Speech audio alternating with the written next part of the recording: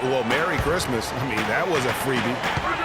And here's George for three. And again, it's the Pacers from deep. Boy, has he put his foot on the pedal here this quarter. He's doing a terrific job in terms of leading their offense.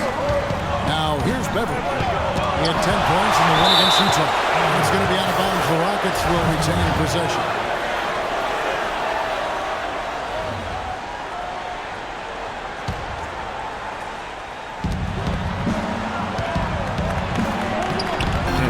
Chances to score inside, just unable to convert. Yeah, you know, defense or not, good defense or not, those are shots you got to make. I mean, they're missing some easy ones. I tell you what, guys, it's going to be a tough day on this defense if he's got the A game rolling tonight. And for Trevor Ariza, almost exclusively a perimeter player on the offense last year. New scheme, Greg, new teammates, big adjustment. Yeah, the Rockets having Dwight Howard camping out in the lane and James Harden needing space for dribble drives. Not much room to operate inside for Ariza. But they do like his defense, and we know he can hit the three. It's a pretty valuable commodity. And the shot is good. The D has gotten a little lax defending the three-point shot at that end. 3 of the last 5 baskets they've allowed have come from beyond. Let's find out what Doris Burke has for us. Yes, Kevin, I was able to catch up with the head coach for the Rockets just a moment ago. And of course, he said a big key for them will be trying to minimize Monte Ellis's impact offensively. He added, he's one of the best in the league at blowing by his defender and finishing at the rim. We've got to force him left, and then at the other end, make sure we go at him defensively and see that he expends some energy there as well. Kevin, defense not Ellis's strong suit seems like a smart plan. Always great to hear from you, Doris. And you can see he just didn't get squared up with his feet. Greg, those are always tough to judge, but I think the official got that one right. Here's George. He's got 16. And first quarter, we're about 3.5 minutes in. From deep, that's good. George has got 19 points. And the offense has come together immediately. I mean, they're threatening to run away with this thing already. Greg, it's hard to imagine they'll stay this hot for 4 quarters, but if they even approximate that, watch out.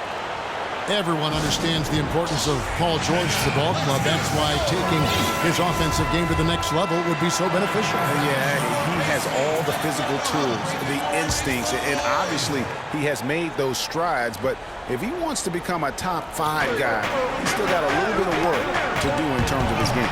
Here's Howard. It's good, and he drew contact on the shot, so he will go to the line. A 3-point play chance here. For my man PG, Paul George, so much focus has been on extending his range, but ever since he started launching over 5 3-pointers a game, he shot under 43% from the field. Maybe time for him to balance out that shot selection. And here's Beverly after Paul George getting his 3 to go. Capella, the pass to Howard. Harden left side. Now the feed to Capella. 6 on the shot clock. Howard setting the pick for Beverly. Ball's knocked loose. And oh, here we go with Hill. Nobody back. And it's George finishing it off. I think that play sort of sums up what we've seen throughout. Just simply being outplayed both sides of the ball. Smart basketball defensively turning into quick points. And that can't continue. I mean, if they hope to get back in this game, I mean, it's really deflating from a morale standpoint. They need stops and points, not turnovers. Now, here's Ariza. He had 13 points in the win against the Utah Jazz. And also defensively, guys, he kept them off balance with 4 steals on the night. And guys, talking about Paul George, the continued improvement of his ball handling is key to generating more offense. That was a weakness of his coming out of college. He's worked on it, but making it a strength the way LeBron has would go a long way toward getting him to that next level. Chase Budinger is checked in for the Pacers. And the Rockets making a change here as well. Jones checked in for Capella. And here's George for 3. Wow, that makes him a perfect 10 for 10, double-digit perfection. Now, when you got someone putting on a show like this, I mean, in the first quarter, you got to be kidding me. He is at a zone right now, putting on a show. Now, here's Ariza. He's had some playing time, but no scoring yet from him. Out of bounds, Indiana takes possession. And let's take this chance now to break out the list of the league's leading teams in the steals department. The Rockets, number 1. The Pacers, 4th. Well, they're defensive-minded teams, both of these teams are. They really pride themselves on making their opponents uncomfortable. And they get up into them. And because they do, they're able to get deflections and lead to steals, and that leads to points for them. And they're getting their points now almost exclusively from the triple. 4 of their last 5 makes are from beyond the arc. And, Greg, it's hard for me to watch this. I mean, the defense practically giving them those shots. Wow, that's a really smooth finish. That's why we and they always love seeing him at the end of those breaks. He makes it look fun and easy. Now, here's Beverly. Taking a look at the scoring numbers, right now he averages about 9 points a game, and he gets the bucket. I mean, even he was surprised to be that open. And here's Indiana. They're on a 19-7 run. The 3 from George. And Indiana, another 3. And they are shooting the lights out from distance here early. How do you stop this? I mean, it seems like they can't miss. Pass to Ariza. Baseline J on the way. The Pacers pull it in. This, of course, their first opportunity to play Houston this season. From deep, George. Oh, and he just knocked down the buzzer beater. And money. George! Hey, talk to Monte Ellis. He says he feeds off his doubters. He loves to hear someone say what he can't do. I think I had that all my life. I always had to prove somebody wrong, and, you know, still to this day. That's just the competitiveness that I believe my oldest brother built into me when I was little. And Monte Ellis is still trying to prove people wrong now in Dallas after their quick exit from the playoffs a season ago. Clark, it's been a decade in the league now for this very talented guard. And, you know, that kind of relentless determination is really something Monte is known for, and one of the reasons he has been around for 10 years in the NBA as a consistently good player and lethal scorer. Welcome back, folks. We'll see if we're in store for a more tightly contested quarter as we move here into the second. And a chance to catch up on some numbers here. Scoring breakdown for Indiana. Boy, the three-point shot has really been dropping for him early on. Also, guys, the passing has been terrific in the first half. They'll be happy with all those assists. And now let's check out the lineups courtesy of Gatorade, all fueled up and ready to go. Here's the second quarter of play. On the court right now for the Pacers. Hill and Stuckey are the guard set. Hill is out there with Paul George. And it's Budinger in at the small forward. Terry kicks to Harden. That's short off the rim. Well, for Jordan Hill, something wonderful happened to him last season. The breakthrough he'd been waiting for on his 6th year. Yeah, Kevin, you know, it had to do, I think, correlated with him getting a chance to start games, and it blew up for him from there. Posted career-high averages across the board.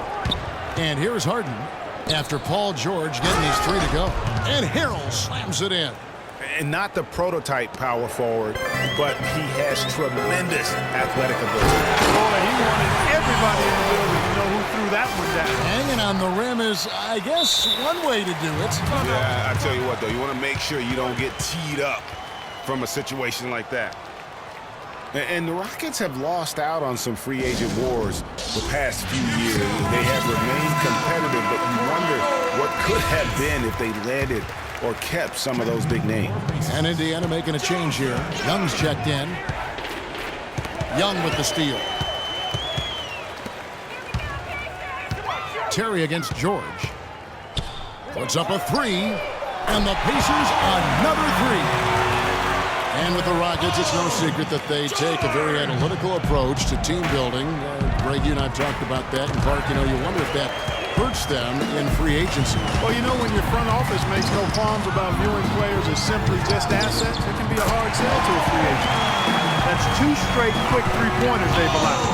Defense just not reacting with enough aggressiveness. And stolen by Stuckey. And for those of you just joining us, we're almost 2.5 minutes into the second quarter. George dishes to Budinger. Back to George. Takes the 3. And the shot is good. George has got 56 points in the game. This looks like a pregame shoot-around with all the threes they're allowing. I don't know. There might be more defense in the warm-ups. Right now, these are just shooting game shots. And he was fouled on the way up. 2 free throws now for him.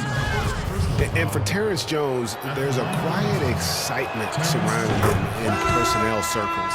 Last season, he was a much better rim protector, way up in blocks, and his three-point percentage was up as well. So those are the kinds of year 3 improvements that talent evaluators are always looking for, especially when you come into the league as an underclassman. The Pacers making a switch here. Turner's checked in.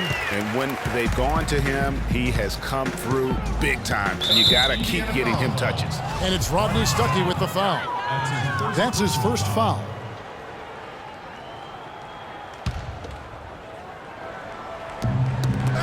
Young with the steal.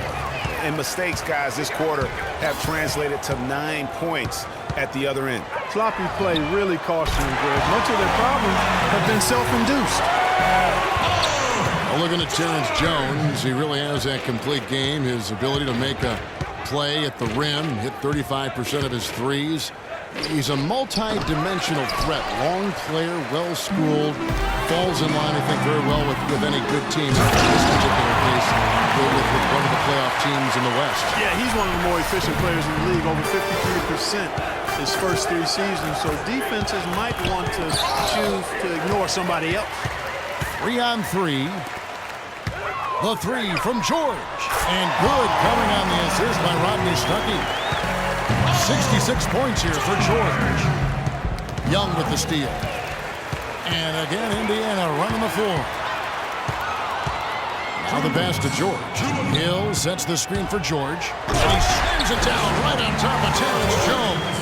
And guys, that's one of the more basic plays in anybody's playbook, but not to mention also truly one of the best. And Greg, the pick frees him up, and Clark, the dunk, caps it off. Well, you know, for me, guys, it's all about positioning and anticipation on those screen plays. And they got it right there. And the highlight reel replay brought to you by Kia. Good stuff on that Kia Slam Cam. Indiana making some changes. Hill comes in for Jordan Hill. And it's Ellis in for Rodney Stuckey.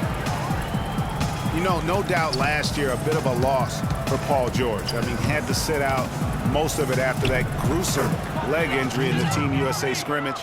And you know, he's enjoyed the kind of day you expect in terms of shooting the basketball. He can bring them right back into this game. Shot, high post, good. And really, it looks like he may just try to take this thing over on his own and really build that lead up.